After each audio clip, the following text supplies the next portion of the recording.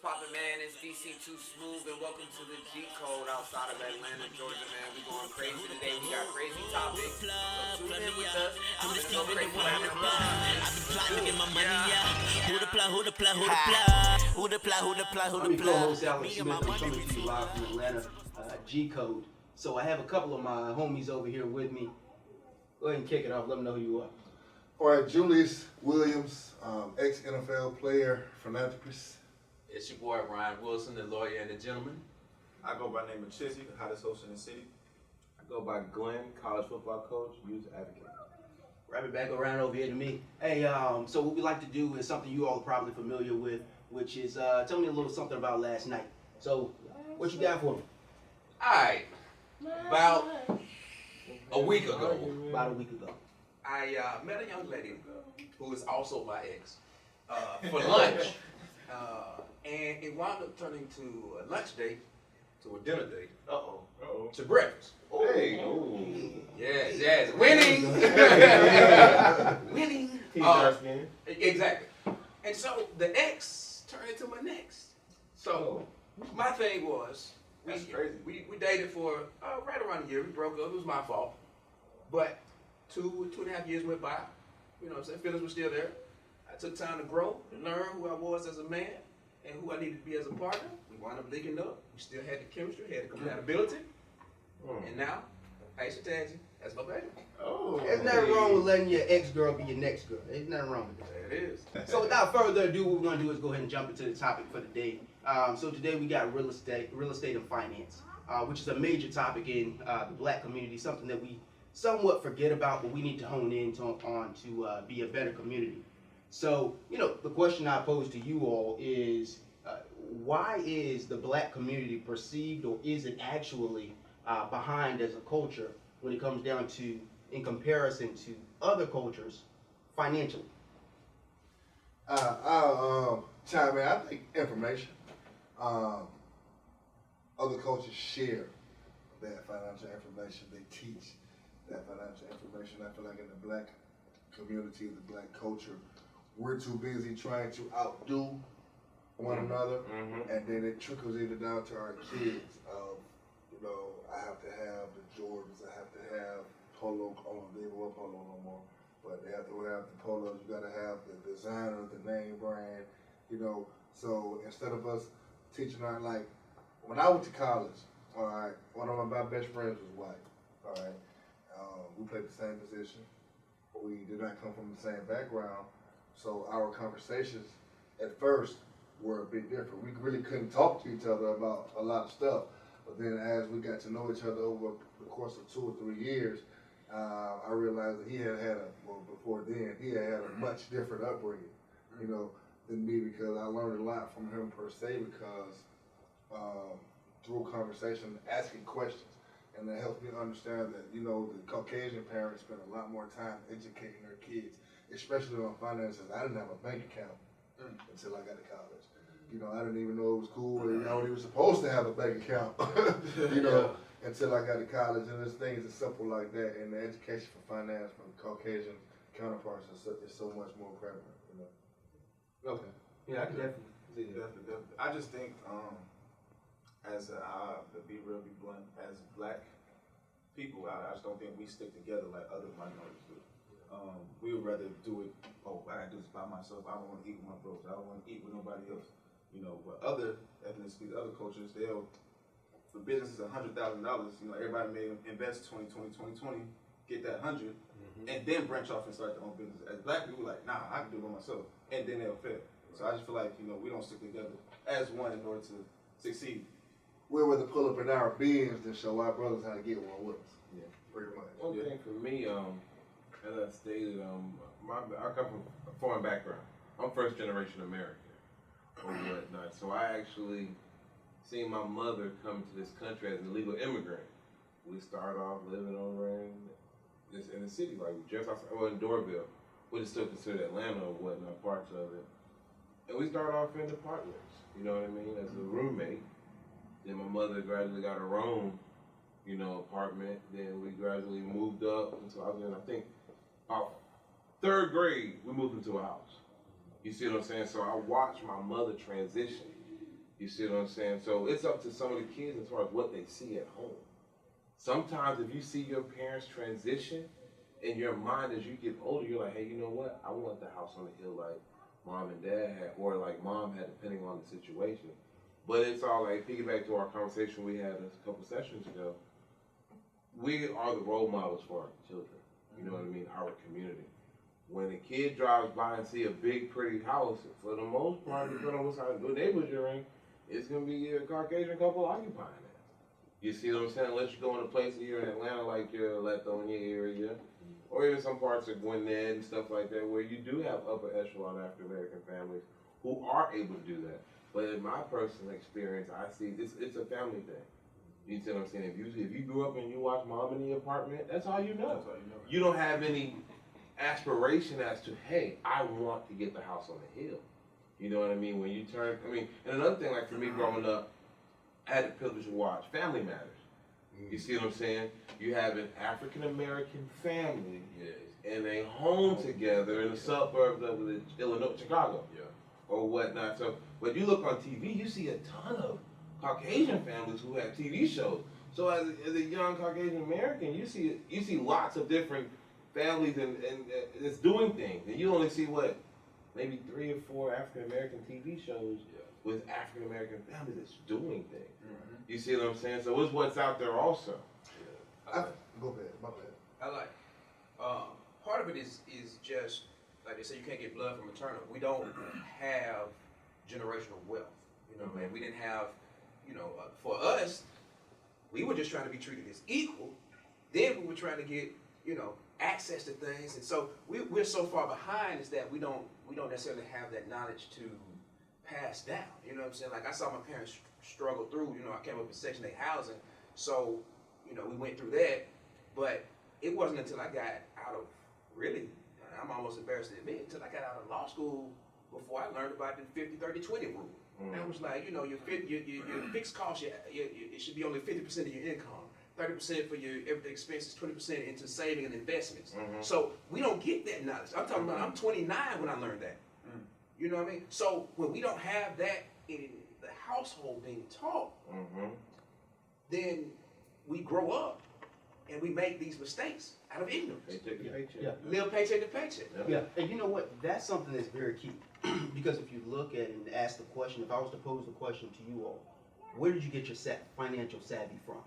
Did you get it from a book? Did you get it from an uncle that ran a business? Did you get it from somebody that just so happened to pass by an older gentleman on the street? A lady, who was it?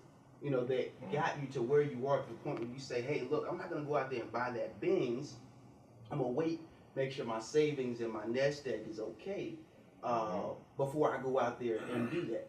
So, if I pose the question to you all, who was that instrumental person? For me was when I was in college, my freshman year of college, my mother would send me in a month times maybe $40, depending on how things was going back at the house. You see what I'm saying? I was first to go to college in my family, so whenever my mother would send them $40, I had to squeeze that thing.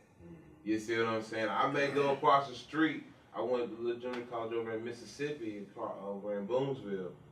Go across the street, they had a Dodgers chicken. I think they had like a little McDonald's. I'll probably get a hot meal real quick. I don't want to eat in the cash. Now I got a little money in my pocket. So I'm not going to eat in the cash. So I'm going to go get me a little meal. Probably pay one of my buddies to go and take me to the Walmart, grab a few items. I'm still eating in the cafeteria. But I knew that I don't know when I'm getting money again. So when you're young in school, when you go to the grocery store and your mom's paying for everything, you're throwing everything in the cart. You know what I mean? You're throwing the name brand this, the name brand that. But now you on your own, you in college, you don't know when that money comes back. Hey, I'm looking at the prices. $2.99, $2.68, $2.54. And that's great value, baby. Ask you a question. Would you do a coupon? Would you do a coupon? Would you? I would if I Be I honest. was lazy about it. I was lazy about the coupon thing. Okay. I was like, I'm not about to look for it. You know what I mean? Yeah. But I knew they had them at the store when you were in the little entrance area or whatnot. But I never had time to actually go back. I had an aunt who believed in them my godmother believed in coupons faithfully. Okay. But that's where I got my discipline from. It wasn't taught to me. I had no choice. Like getting thrown in the water, you're either gonna swim or sink. I think mine came from my dad. Well, I mean, really both my parents. They kind of was like, don't try to keep up with the Joneses. That's kind of like the normal say. Don't try to keep up with the people down the street. And then as I got older, I didn't really understand what they were saying at that point in time. But as I got older, I just started realizing, like, don't go broke trying to look rich. Yeah. So once I realized that, I'm like, okay, you know what? I know I'm comfortable within myself. I know how to manage my money and get through college and get through hard times and stuff like that, as we all probably been through. But it's a learning experience. That's not something you're going to pick up overnight or even in a matter of 1 or 2 years. Yeah. You have to go through something in order to really understand it. Yeah. I agree completely. What I noticed is that, so my situation where I had a dad that dabbled in real estate, who did fairly well in real estate and surpassed the real estate downturn, the Great Recession, and still came away with a plethora of houses. So what I learned from him was you never go all in on one thing. You always keep some money here, keep some money there. You make sure your family is okay. But there's the thing of financial discipline that all of us forget, where when you see something bright and shiny, even if you can go out there and you can easily afford it, you might not really be able to afford it once you calculate long term. We see short term. So you got to be really, really careful. So the thing about it when you're looking at your legacy, because I'm big on making sure your legacy is good. When you have kids, or if you have kids already, at what point do you teach them about credit, about finances? Do you set up a college fund? What do you do to propel them forward? I think you start with just talking about responsibility. I feel like it's often a word that doesn't get as much credit as it deserves, especially in our community. You start teaching them the difference between product and process. You know what I'm saying? Because often in our neighborhood, in our communities, we see the Benzes, we see the nice clothes, we see, we look up to the rappers with the chains and the only way we think is go back to the sports topic. The only way we see of a way getting out is to be an athlete or be a rapper. Nobody's telling them that it's a process, or you can go to school to be anything else to make the kind of money. So I think it first starts there, with just preaching a responsibility and helping them understand the importance of money, the importance of the processes that goes behind making the money and saving the money and making that money stretch. Because for me, I didn't really learn about money until I went to the NFL and had a financial advisor. Like my grandmother and mom had always told me to save money, but that was all I heard. I never heard invest. I never heard stretch. I never heard about IRAs and stocks and bonds and all these other terms that were deemed as a foreign language to me. Until I had enough money to be having those conversations. You know what I'm saying? And then I give you another example. After I had the money, I had homeboys who didn't have the money. So when I would come home, I would have a certain group that I was hanging with, and I might have one of my homeboys from the neighborhood come out, and he can't necessarily have it. We go out to the club, we get 8 bottles. The section ends up being 5,000, 6,000. We all end up, let's just split it. Throw our card in and split it. We cool. My homeboy was looking crazy. And then the next day, he's like, bro, you think I can host bread? I'm like, I ain't want to make a scene, but I ain't really had to put that in like that. So why is it not cool for him to speak up and say, hey man, I ain't got that. Y'all take care of that. It stems from, like you say, compete with the Joneses and thinking that's what you're supposed to do. Everybody's situation is different. Let me say something too. This is an important point for the people who are watching. I came up under the fallacy that I had to have money before I sought a financial advisor. Seek a financial advisor now, because if you find a good one, they will also help you with planning, and that is key. So you will be in a position you could take your assets or your liabilities, whatever you take it to them, you lay it out, and they'll say, hey, look, you're not in a position to where you can invest right now, but we're gonna get you in a plan to pay off this debt. We're gonna get you, they'll give you a step-by-step process to get you to the point. So from 5 years or 10 years, because that's the thing about money is it's a long-term thing. So the first 5 years of your plan may be getting out of this credit card debt that you racked up in college or there out there like I did. You know what I'm saying? But guess what? At 25, I'm 37 now. I'll be 38. At 25, I wasn't thinking what I want to be like at 37. But if I was, I'd be a whole hell of a lot better than where I am. So if you're watching this and you are 37, 27, or 17, now is the time to start. Yeah. As soon as you can, and that's key. Like a lot of us put it off and say, and that goes from business to everything, real estate, everything, financials.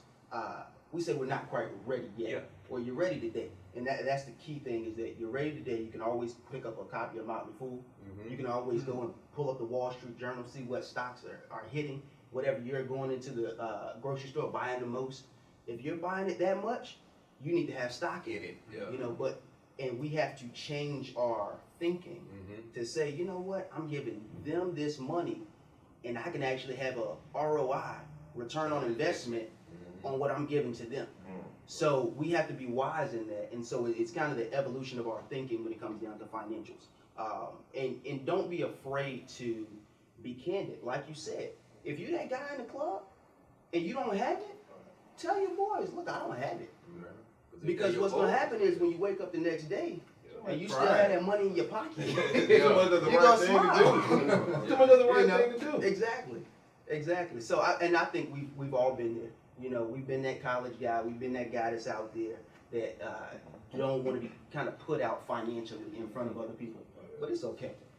You know. Because shit, next week, the guy that's asking for the money may be in the same position that you were in. Right. So, you know, if those are boys, then they will understand. They're not going to be like, oh, you broke, you lame, bro, like, what's going on? Like, nah, like, bro, it's just being real with you. You want me to give you my last and then nah, I'm not doing that.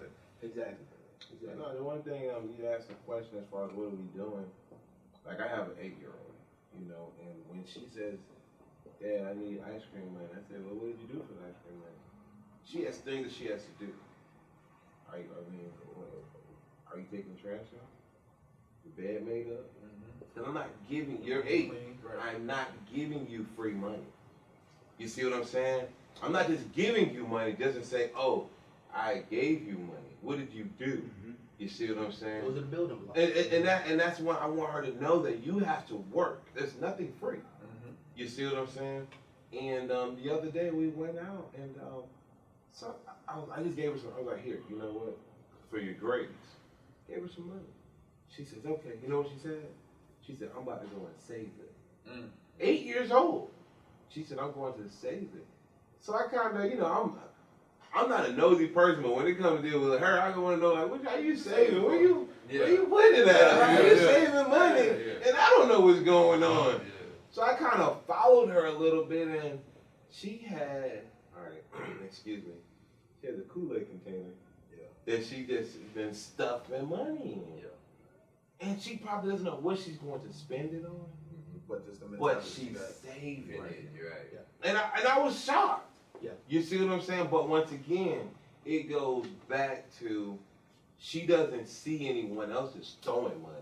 Right. You see what I'm saying? Right. And she know when it comes to money, I always, hey, whoa, what's going on? Why? You know what I mean? What for what? I ask questions. Right.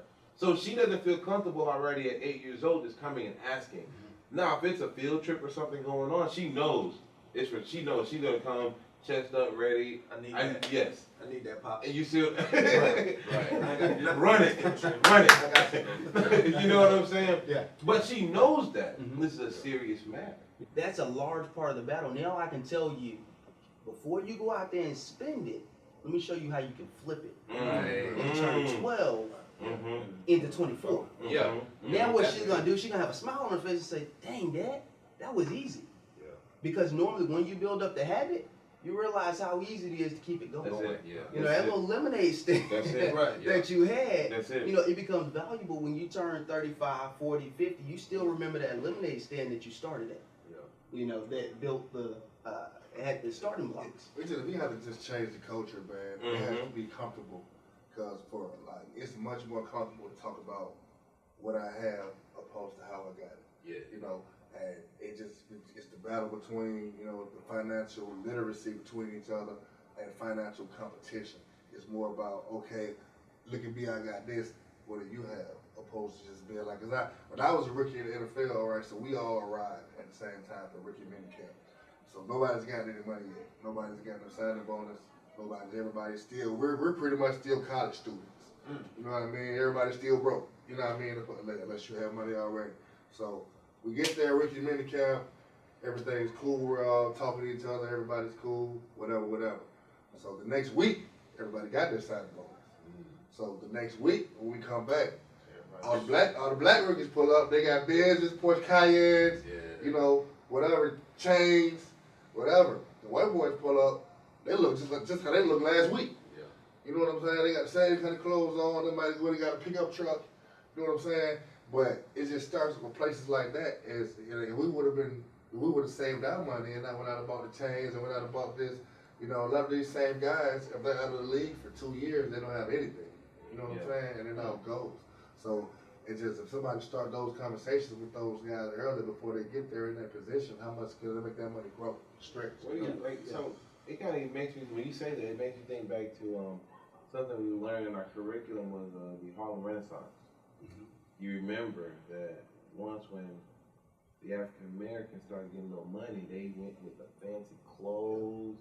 They were just flashy. They were just, you know what I mean, just out there with the blingery and all that. I mean, so where do you think it comes from besides the lack of knowledge? Like, well, why? You know what? It's always the philosophy of it. I've never had it. You know, it's new to me. Okay. It's the whole philosophy of like the lottery winnings. You know, they always say, if you hit the lottery, you're probably gonna go broke. The reason being is because it's new to you. So the first thing you want to do is go out there and buy a new house, buy a new car. You got to slow down and say, you know what? Longevity is the key. I'm definitely gonna go Spurs though. I ain't gonna lie to you. And it's nothing, but that's the key. It's nothing wrong with it. We hit for 200 mil. Yeah, I'm taking a million. But the thing about nothing wrong with it should be your first thought. Like, it's not, but it's gonna happen though. Like in that same conversation I just told you about, I remember like yesterday having a conversation. All the black rookies was together, and we're talking about I went and bought this Rolex, or I went and bought this Breitling. You know what I mean? I went and bought this. I went and bought this. What did you go buy? What did you go buy? And the white boys over there talking about let's go paintball. You know, that's something that costs $30, $40. Exactly. Yeah. Let's go jet skiing. You know, let's go have some fun. Well, we couldn't wait to come in and show everybody what we bought. You know, we go out. You go outside. You got people outside double parking just to make sure everybody see they new whip. You know what? It just made me think of something because Ocho Cinco did an interview. I don't know if you all saw it, but he said when he was going out there, he had the diamonds on. He said that was cubic zirconia. You know, and you can catch me if I'm wrong. But he said it was cubic zirconia. He said, so people out there trying to keep up, but you don't know where I got my stuff from. Right. You know, I could have got my stuff off the discount rack, had it cut, fit, nice. And you go out there and buy it full price. Now, who just won? Right. I think once you at that high, and this goes with rappers, like nobody's gonna really say, oh, that rapper has a fake chain. Why? Because we already know him as a status for having money. Same thing as athletes. So, and just, you know, in relationship to what you just said with Ocho Cinco, yeah, I believe it. I don't think all athletes and all rappers and all basketball players, you know, some of them think smart, like, you know what?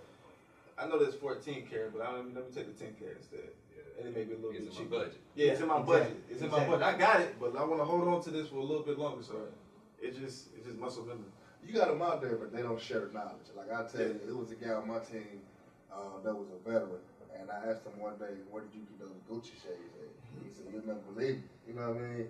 So I asked him to show me. He showed me a website. He was paying like $30 and $40 for these shades, and people thought that was $500.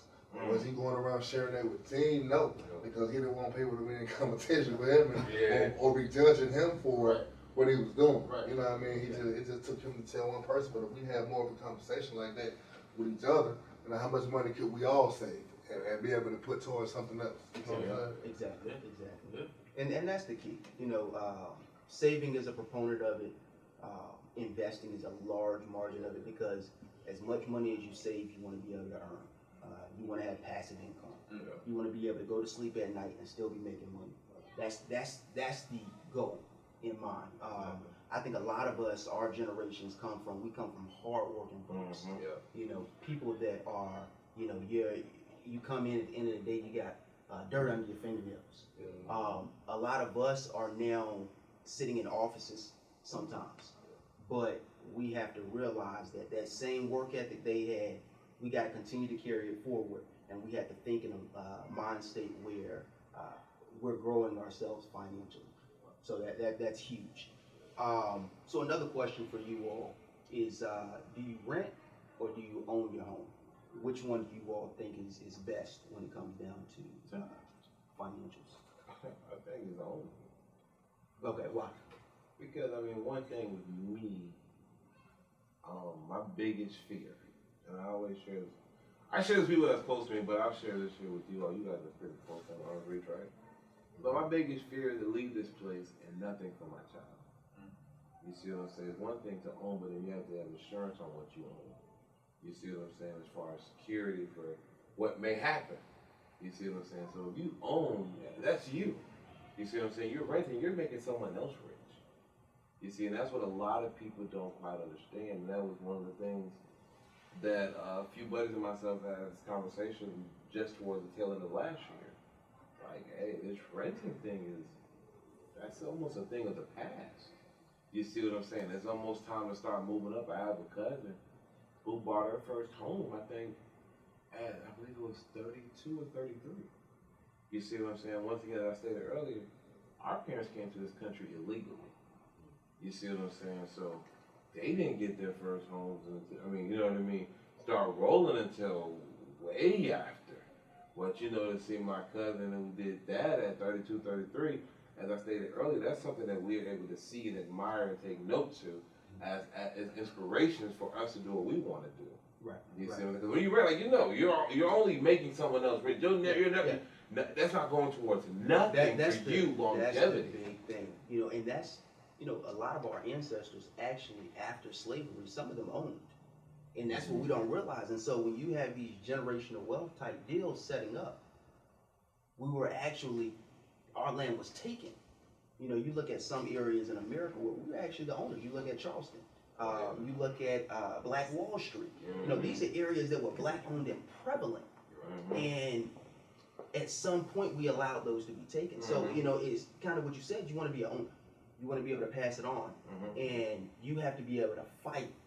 You know, because at some point it will become a fight for your legacy to continue to build. You got to be able to fight for your land, fight for your financials. And that's just, you know, that's how it is.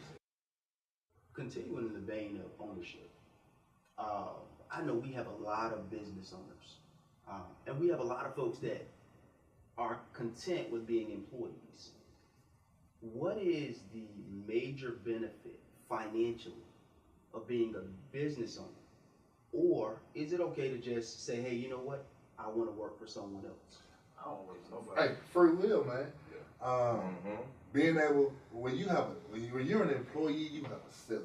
Like I told myself, I would never, and I never say never. You know what I mean? I know you talk that, but I could never see myself working a job where I work for someone. I go there, I make the same amount of money every week.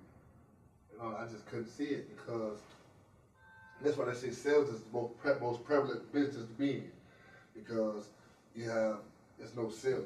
You know what I'm saying? If I work for a store, say for instance, if I got a job working for the Man Cave, and I was selling juices. If I sold 1,000 juices, I would still get paid $10 an hour, as opposed to if I was the owner of that juice business, You get paid per.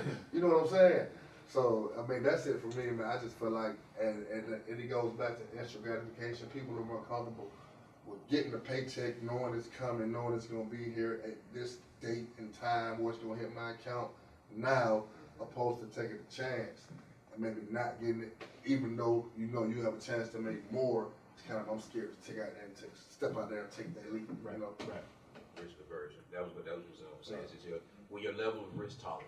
You know what I'm saying? If you are okay, especially in our arena as plaintiffs attorneys, we will either, like I say, it's feast or famine. You can go 12 months, nothing come through the door. You can go 12 months and you got cases on top of cases on top of Well, cases. not to cut you off, but we don't understand what you just said, the ROI, the return on investment, you know, because to someone like you or maybe anybody else in this room, we may understand investing in something, you know, and then cashing out when it's time, opposed to somebody with that instant gratification. They let somebody sit for a week. They gonna be like, well, I need to get that back. Yeah, I need that You back. know what I'm saying? So it just, you know, it's under having that more conversations like this, man, being around other intelligent brothers who've been places who, you know, can help the other, you know. Yeah, that's key. Definitely. I mean, just going back to the ownership part, I'm 27, probably about, I just bought a house. Me and my dad, we went half in, basically bought a house together. And I love it. So me personally, I grew up in a household where everything, if it was bought, it was owned. That's just the way it was. We wasn't a flashy family. My dad was just, he knew how to manage money. And he was like, I'm not gonna rent something and pay all this money every month and I don't own it. Right. You know what I'm saying? Just basically just piggyback on what you guys said. So Right. I mean, for me, I love my house. I love owning it. At the end of the day, like I know I can leave it. Like you were saying, I can leave it for my children whenever they come. Right. You know, and just like my dad, you know, they own their house. So now I really have two houses that when they get up and move, when they get ready to leave this earth, I have two houses. So I think ownership is the best way to go if you're financially ready for it. Though. Yeah. I mean, you all hit on a couple of great topics over here, and I think we covered them broadly. I would encourage everybody to go back in and look at it in depth. You know, there's a lot of reading material financially that we need to charge ourselves with the responsibility to go ahead and read that stuff and make ourselves more business and financially savvy. So we're gonna go ahead. Yeah, go ahead. Just one piece of advice real quick. For those of you, especially you with young children, get a whole life insurance policy on your children because that is an asset. And the younger they are, the cheaper it is. Yeah. So that's something you can do now that will pay long-term dividends. I'm talking 500,000, $1 million and plus. Cash it out. You can cash it out. Exactly. Exactly. That's Now that's important. And see, it's wisdom like that that you want to get from someone that might be a little older than you. Ask your grandmother what she did. You know, ask granddad what he did. Ask your mom, ask your dad, ask your partner that might be financially savvy. Whoever you can ask financially, even if it's somebody you don't know and you feel like they're doing well, ask them. We had a great conversation about finance and business today. We covered topics about what you should basically do to build yourself and build your family, build your legacy going forward when it comes down to finances. What you need to do to set yourself ahead, and that which is very important when it comes down to the black community, because you know realistically we are at a not a disadvantage, but we're kind of behind when it comes down to other folks. So we definitely want to focus in on it. We want to make sure that we're doing the things to propel ourselves forward. So what I'm going to do is give my co-hosts the opportunity to kind of put in a financial nugget of what they would tell you all to better yourselves. Start with your children. If you don't have any children, your nieces, your nephews, or even grab some of the young men and women in your church. I guess I can piggyback off of that. I think it really starts with the parents. It starts with the parents and it's trickled down to the children. Have them save money, have them invest, have them know the real value of a dollar, and you don't have them go out there just spending on random reckless stuff, trying to keep up with the Joneses. What you got? Oh, okay. Definitely invest in things that make money. You know, definitely have a lot more assets than liabilities, meaning things that take away from you or things that aren't making any money. Invest in things that you can see yourself making money. I'll give an example. I got a buddy of mine that bought a car, and 6 months later, he didn't have the car. I have another buddy of mine that bought a fleet van, and people laughed at him, and he started a transportation business. Now he has 5 fleet vans. You know, so definitely, you know, just outweigh, you know, the pros and cons and assets and liabilities, and don't be afraid to be lame. Be a lame. You know, Lames make money. Don't have to have that designer clothes on, but don't have to have that $1,000 suit where you can go buy a $200 suit if that's what you can afford. You know, so yeah, just be lame, man. Be lame and save your money. One of them I touched on earlier, life insurance policies for your family. The second is, there's a saying that says, the drop wears down the stone, not by strength, but by constant falling. What that means is a little bit over a long period of time does a lot of damage. So start saving for your children. One idea is if you got a 1-year-old, put $1 in the bank account each week and increase it every year that they increase. So when they're 2, you do $2 each week. When they're 3, you do 3 dollars each week. Something, because once they get older, that little bit that you sacrificed over a long period of time will have a large impact. Yeah.